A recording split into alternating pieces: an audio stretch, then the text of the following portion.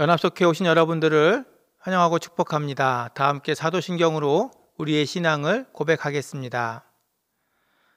나는 전능하신 아버지 하나님, 천지의 창조주를 믿습니다. 나는 그의 유일하신 아들, 우리 주 예수 그리스도를 믿습니다. 그는 성령으로 잉태되어 동정녀 마리아에게서 나시고 본디오 빌라도에게 고난을 받아 십자가에 못 박혀 죽으시고 장사된 지 사흘 만에 죽은 자 가운데서 다시 살아나셨으며 하늘에 오르시어 전능하신 아버지 하나님 우편에 앉아 계시다가 거기로부터 살아있는 자와 죽은 자를 심판하러 오십니다. 나는 성령을 믿으며 거룩한 공교회와 성도의 교제와 죄를 용서받는 것과 몸의 부활과 영생을 믿습니다. 아멘.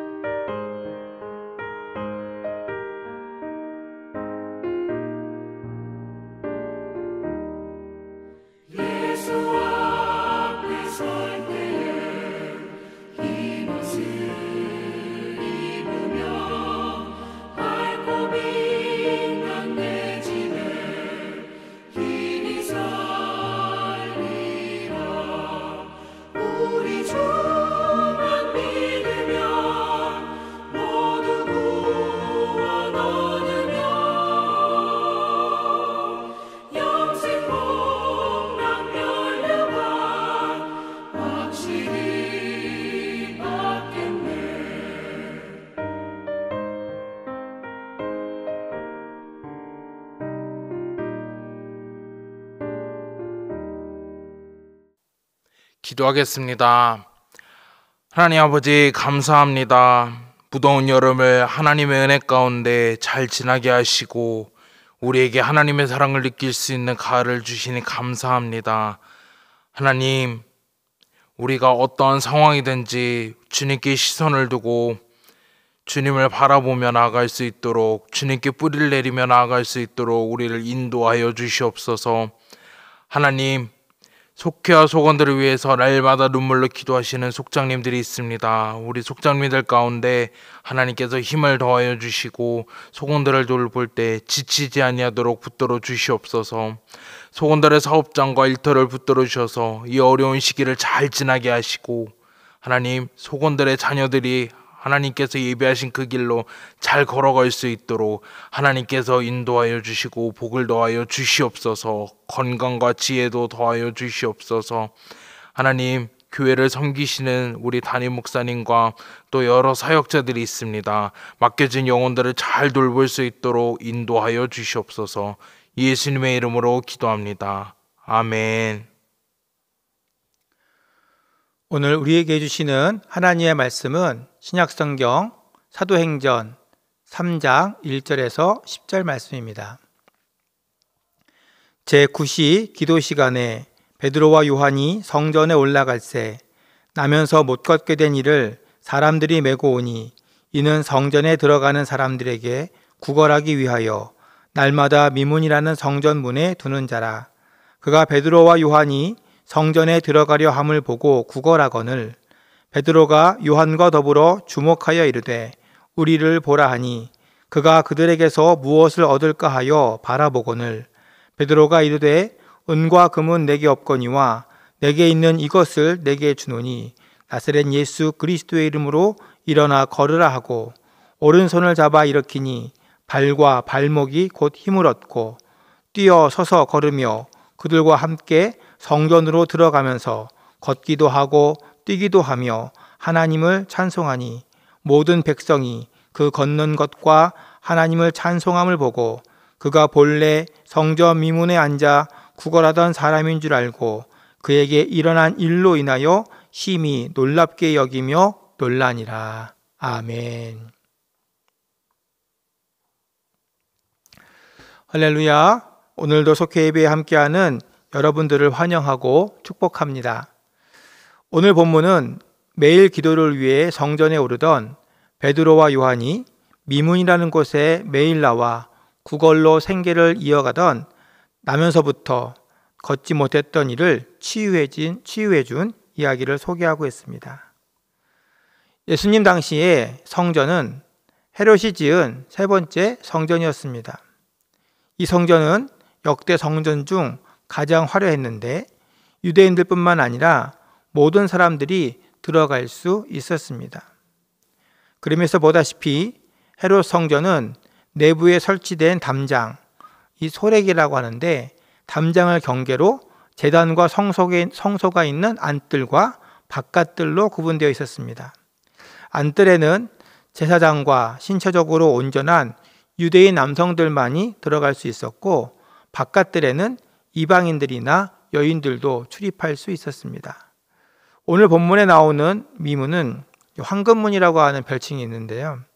성전 안뜰과 바깥뜰의 경계에 있는 문입니다. 그래서 이 미문 주변에는 레위인들이 보초를 서며 이방인들이나 여인들의 출입을 통제했다고 합니다. 또 당시 예루살렘에 살던 유대인들은 하루 3번씩 성전에 올라와서 기도를 드리는 전통을 가지고 있었습니다. 기도 시간은 제3시, 6시, 9시였는데 우리 시간에 6시간을 더하면 됩니다. 그래서 우리 시간으로 따지면 오전 9시, 낮 12시, 오후 3시였습니다. 본문을 보면 베드로와 요한도 전통에 따라 제9시 시간에 기도하기 위하여 성전을 향했습니다. 그리고 그날은 매일 지나다니던 미문에 앉아있던 나면서부터 못 걷는 장애인과 마주치게 되었지요. 그리고 그날 기적이 일어났습니다. 나면서부터 걸어본 적이 없는 이 사람은 베드로가 전한 예수 이름의 능력으로 걷게 된 것입니다. 걸었을 뿐만 아니라 뛰기도 했다고 그랬어요. 그리고 그는 유대인이었으면서 한 번도 들어가 보지 못한 안뜰과 하나님께 예배 드릴 수 있던 성소에 들어가서 하나님을 찬양하며 처음으로 예배를 드릴 수 있었습니다. 나면서부터 걷지 못했던 이 사람은 장애인이었기 때문에 유대인이었지만 성전 안에는 들어갈 수 없었기 때문이죠. 그런 그가 베드로가 전해준 예수님을 통해서 회복되었습니다. 육체의 병이 고쳐진 것만이 아니라 영적으로도 하나님과의 관계가 회복되었습니다. 예수님은 이처럼 육체에 새 생명을 불어넣으신 것만이 아니라 영혼에도 새 생명을 불어넣어 주신 것이죠. 여러분, 오늘도 많은 생명들이 예수님을 만나지 못해서 사망의 그늘에서 이 장애인처럼 소망 없이 살아갑니다. 그리고 예수님은 먼저 구원받은 우리를 베드로처럼 저들에게 예수님의 생명을 전해야 되는 사명자로 부르셨습니다. 그들에게 우리는 무엇을 해야 할까요? 어떻게 해야 할까요? 오늘 본문이 주는 제자들의 모습을 통해서 그 지혜를 발견할 수 있기를 바랍니다. 첫째, 우리는 관심을 주어야 됩니다. 오늘 보게 되면 베드로도 관심을 주었음을 알 수 있어요. 사람들은 나면서부터 못 걸은 이 장애인 형제를 날마다 성전 미문 앞에 데려다 주었습니다. 불편한 몸으로 직업을 구할 수 없었던 그가 먹고 살기 위해 할 수 있는 일은 구걸밖에 없었기 때문입니다. 그런데 그게 다였어요. 도움이 필요한 이 장애인에게 필요한 것을 궁극적으로 공급해 주거나 관심을 준 사람은 없었습니다. 그날의 모습도 평소와 다름없었습니다. 베드로와 요한도 매일 하던 대로 9시 기도 시간이 되어 성전에 올라갔었고, 거린도 늘 하던 대로 자신을 지나쳐 안뜰로 들어가는 이들에게 애처로운 손을 내밀며 도움을 청할 뿐이었습니다. 그런데 그날 베드로와 요한이 보여준 작은 행동 하나가 한 사람의 인생을 바꿔 놓았습니다. 뿐만 아니라 예수님이 생명의 주인임을 세상이 알게 했습니다. 4절 말씀 볼까요? 베드로가 요한과 더불어 주목하여 이르되 우리를 보라 하니. 그날 베드로는 자신에게 무언가를 얻을까 기대하며 애처로운 눈빛으로 자신을 바라보던 거린을 주목해서 보았습니다. 주목해서 봤다는 것이 뭐예요? 여러분, 집중해서 관심을 가지고 마음을 담아서 여러분 봤다는 거죠. 그의 고통에 관심을 가진 것입니다. 그리고 멈춰서서 그 사람을 향해 말했습니다. 우리를 보라. 제자들은 고통 속에 숨어 살던 거린을 보고 무심하게 지나가거나 돕더라도 애정 없이 동전 몇 개를 던져주고 가던 사람들과는 다르게 행동했습니다. 베드로는 무엇인가 얻기를 바라는 이 장애인에게 이렇게 말했죠. 6절 말씀처럼 은과 금은 내게 없거니와 내게 있는 것을 내게 주노니 나사렛 예수 그리스도의 이름으로 일어나 걸어라. 그런데 이 말씀을 가만히 보면요, 묘한 대비를 이루고 있는 것을 알 수 있습니다. 여러분, 장애인이 구한 것이 무엇입니까? 장애인은 오늘을 살 수 있는 은과 금을 구했습니다. 그런데 베드로가 준 것은 그를 영원히 자유케 할 수 있는 예수 이름의 권세와 능력이었습니다. 구하는 것과 주는 것이 달랐습니다. 미문에 앉아 구걸하던 장애인은 다른 이들의 손을 통해 오늘 살 것만을 얻으려고 했지만 베드로는 영원히 필요한 것을 내 손으로 얻을 수 있는 자유를 주려 했던 것이죠. 그리고 손을 내밀었습니다. 7절 말씀, 오른손을 잡아 일으키니 발과 발목이 곧 힘을 얻고.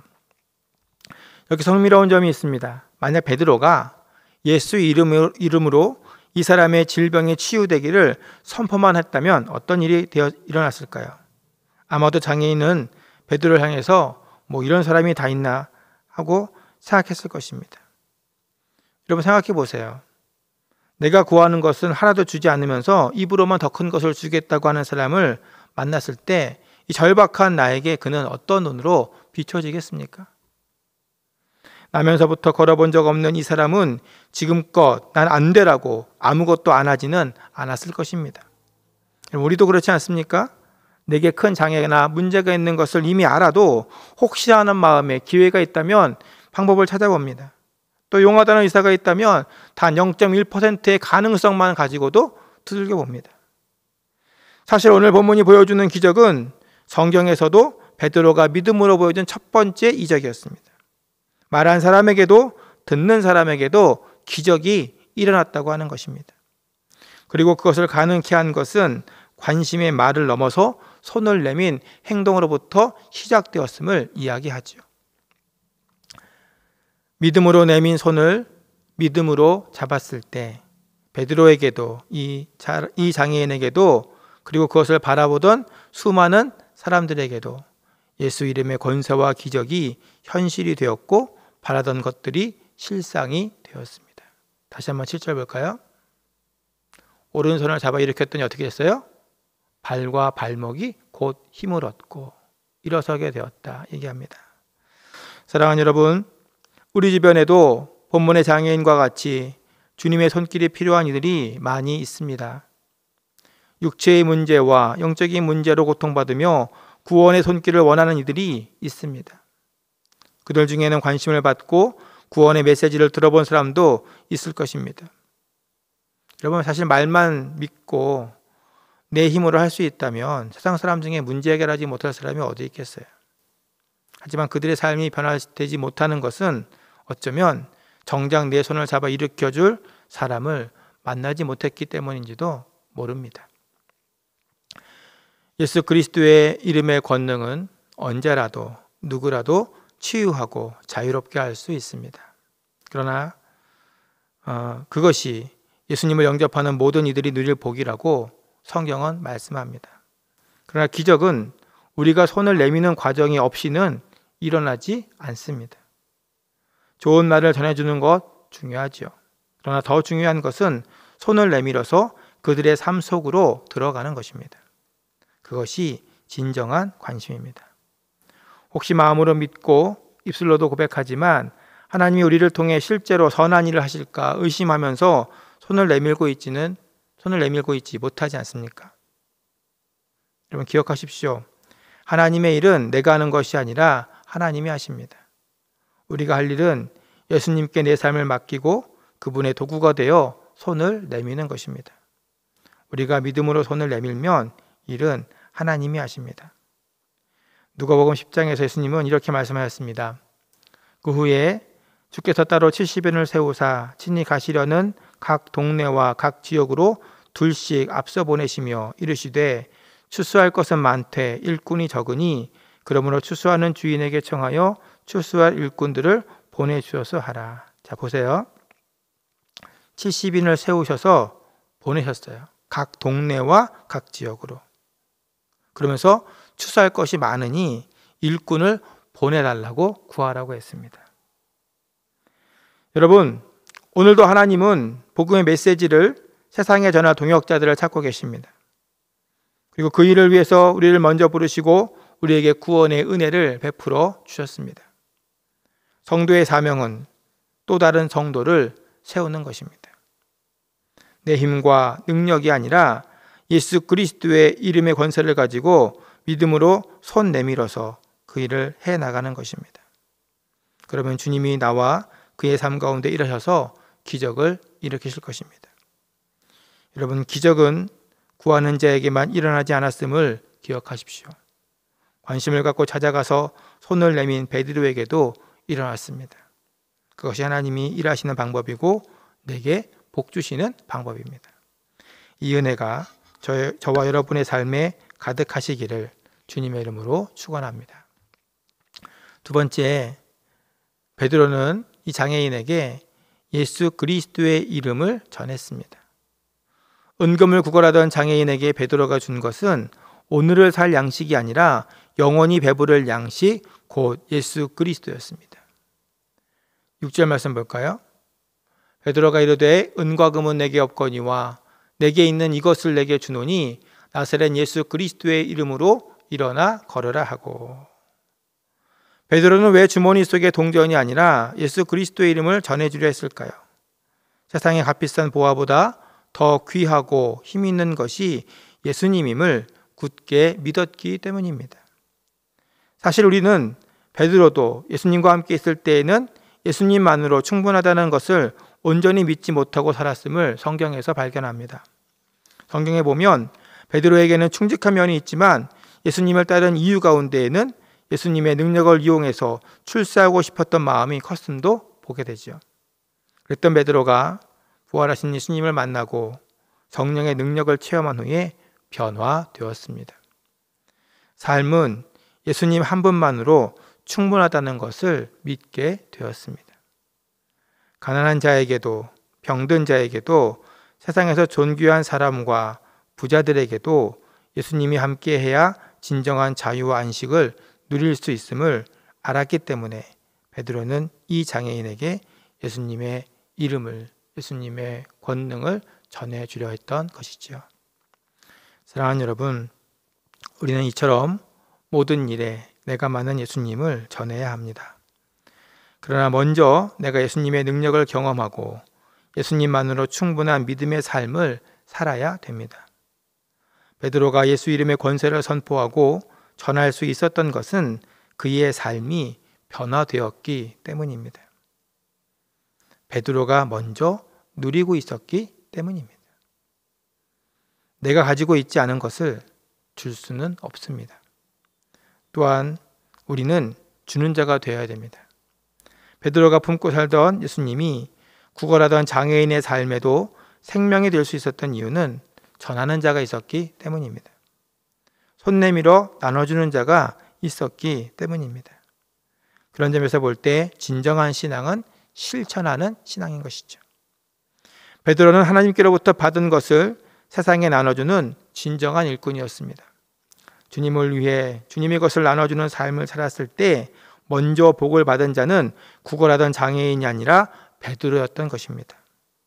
여러분, 이 사실을 기억하시고 오늘 저와 여러분의 삶도 주님께 구하고 주님께 받은 것을 나눠주는 인생, 축복의 전달자로 예수님과 늘 동행하는 복된 인생들 되시기를 주님의 이름으로 축원합니다. 세 번째, 베드로는 이 장애인에게 무엇을 주었느냐?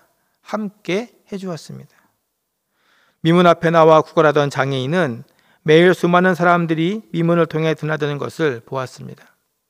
그들 중에는 한 푼의 돈과 약간의 음식을 나눠주는 사람들은 있었어도 정작 그에게 필요한 하나님의 사랑을 전해주는 사람은 없었습니다. 하지만 베드로와 요한은 예수 이름의 권세로 그를 고쳤을 뿐만 아니라 그와 함께 성전으로 들어갔습니다. 난생 처음 걷게 된 그 사람은 걷기도 하고 뛰기도 하면서 하나님을 찬양하는 기쁨을 누렸습니다.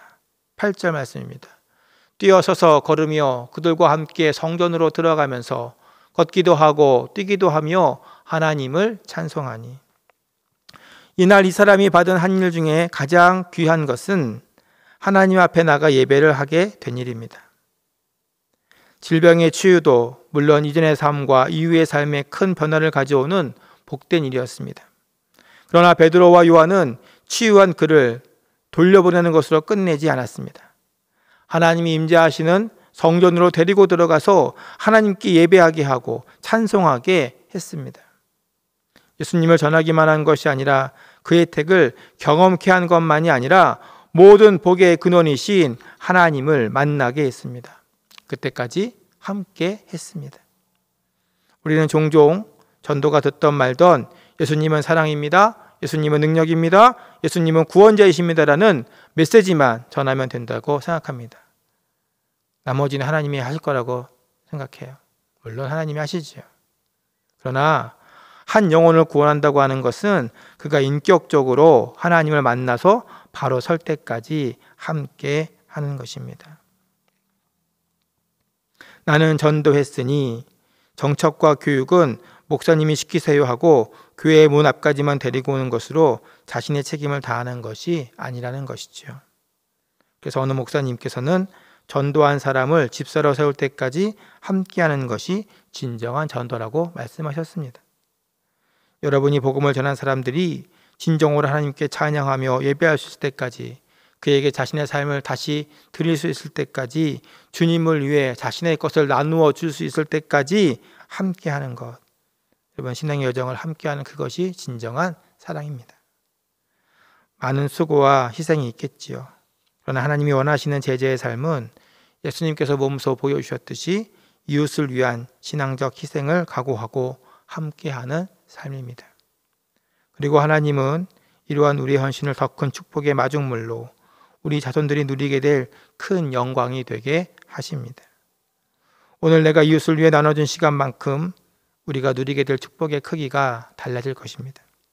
이것이 하나님이 복 주시는 방법입니다. 이 복의 유익을 충만히 누리는 저와 여러분들 되시기를 주님의 이름으로 축원합니다. 말씀을 정리합니다. 성전으로 가던 두 제자는 걷지 못하고 구걸하여 연명하던 장애인에게 관심의 눈길과 예수 그리스도의 능력을 전했습니다. 이에 그치지 않고 그와 함께 성전에 올라 하나님을 만나고 경배하는 참된 예배자가 되게 했습니다. 그날 성전에 있던 사람들은 모두 하나님의 권능을 경험했습니다. 예배를 위해 모인 이들은 더 큰 기쁨으로 하나님을 찬양했고, 하나님은 그날 구걸하던 한 장애인을 통해 성전에 모인 모든 사람들을 만나 주신 것입니다. 이 모습이 우리의 모습이 되어야 됩니다. 어떤 상황 속에서도 이웃과 함께하는 사랑을 실천해야 됩니다.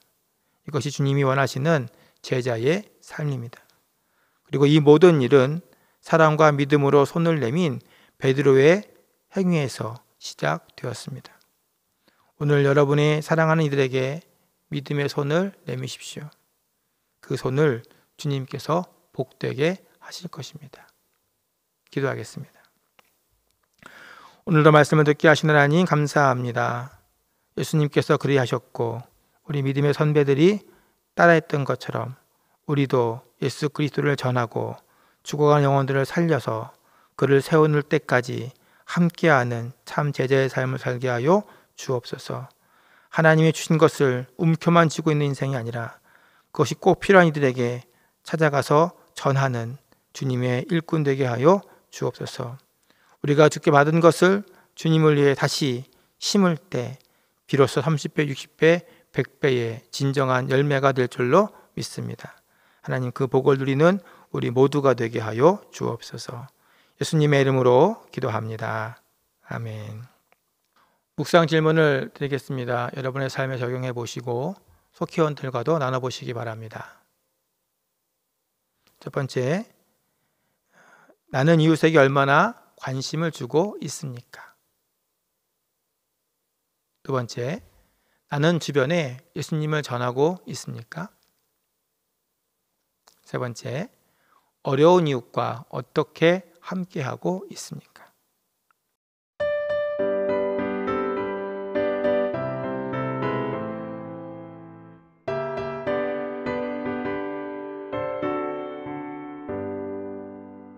내가 늘지 않은 예수 나의 상처 입은 심령을 불쌍하게 여기사 위로하여 주시니 기쁘신 나의 좋은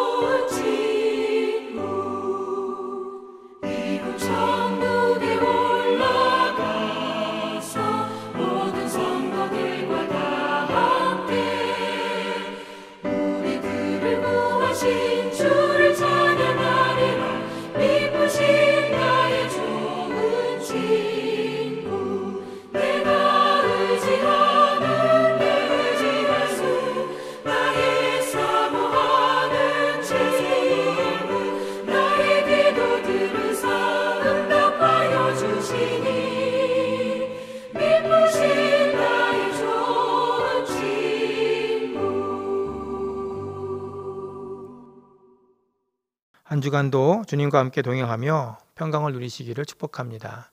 주기도문으로 속회 예배 마치겠습니다. 하늘에 계신 우리 아버지, 아버지의 이름을 거룩하게 하시며 아버지의 나라가 오게 하시며 아버지의 뜻이 하늘에서와 같이 땅에서도 이루어지게 하소서. 오늘 우리에게 일용할 양식을 주시고 우리가 우리에게 잘못한 사람을 용서하여 준 것 같이 우리 죄를 용서하여 주시고 우리를 시험에 빠지지 않게 하시고 악에서 구하소서. 나라와 권능과 영광이 영원히 아버지의 것입니다. 아멘.